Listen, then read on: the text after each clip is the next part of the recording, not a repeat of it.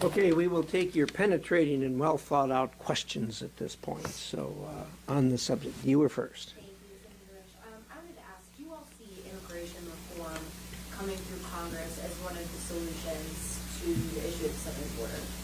Well, clearly, there's a lot an administration can do without legislation. We saw that in the last administration. They took the law that was in place and they were able to tamp it down to a very small number compared to what it is today. So, legislation's important, but obviously an attitude, as I expressed before, that says we welcome legal immigration, we do not welcome illegal immigration, and we'll turn it back. If you have that attitude, this thing can be straightened out and straightened out pretty easily.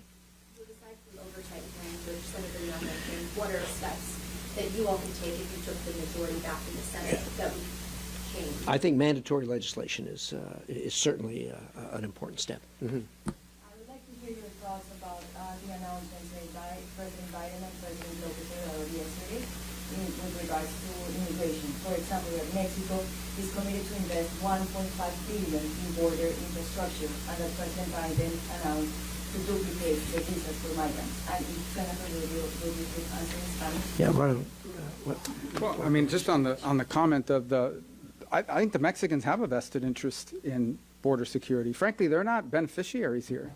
The majority of the people coming across the border are no longer from Mexico. They're transiting through Mexico, and it places a huge social burden on them as well. So I understand that, and I hope that they keep that end of it. As far as the visas are concerned, look, at the end of the day, the overwhelming majority of people that are arriving across the border unlawfully are not eligible for the visas that are going to be provided. There are some, but not most. So at the bottom line is that an incentive has been created for people to come here illegally because they believe if they come, they're going to get to stay, and they know people who have done it. And as long as that's in place, these numbers are going to continue at this level, and they're going to continue to grow. México tiene, en mi opinión, un interés en tener una situación más estable. Ellos no se benefician de la inmigración ilegal, ellos son un país de tránsito y están pagando un gran precio por esto. Pero también ellos pueden contribuir de su parte y qué bueno que lo van a hacer, pero es importante que lo cumplan. Y esto de las visas que está proveyendo el presidente Biden no va a solucionar este problema, porque la enorme mayoría de las personas que están entrando de manera ilegal y sin documentos no son elegibles para esas visas. Siempre hemos sido un país que ha dado visas y que le damos la bienvenida a esas personas que entran a través de un proceso legal, pero no podemos ser un país que tenemos un sistema de inmigración que es un caos total y un desastre. So last year I had the opportunity to meet with President Lopez Obrador in Mexico City, and he said what other Latin American leaders have said, which is the United States is currently providing a draw for, in his case, Mexican citizens, but it's happening, all over the hemisphere and beyond. And he also talked about the transnational criminal organizations and the fact that these cartels are taking advantage of this pull to the United States, neither of which are in his interest.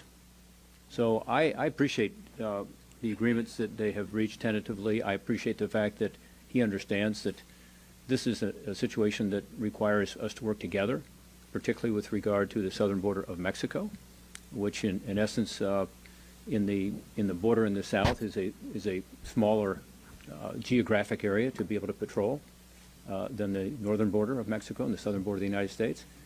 And so it's not in either of our country's interests, and he said that openly. What we are doing is irresponsible, which is we are providing this pull factor because of policy changes. We looked at these numbers. We have a record number of people coming unlawfully to our border. At the same time, we have a record low of deportations. Only 59,000 people were deported from the United States last year. 66% of those, by the way, had criminal records. But the highest numbers of people coming unlawfully and the lowest numbers of deportations. Is there any wonder people see this as a pull factor and as an opportunity to come into our country illegally? Thank you all. Well, we'll take one more and then we'll call it good. Question about the values that you're introducing. So I was wondering if there's enough in there that you think you could negotiate some Democrat support for. Kirsten Sinema and John Cornyn introduced a separate bill that's bipartisan. It's not really anywhere. You have hopes that this one will? Yeah, because of the view that the administration has, as all of us have described here today. We're not naive. That probably is not likely. This has been going on for a long time, and they've been unable really to come to move at all. And so we're looking forward to times when there's different numbers in each of the houses, a different administration, and that's what this is aimed at, because at some point in time, this has got to stop. It's not sustainable.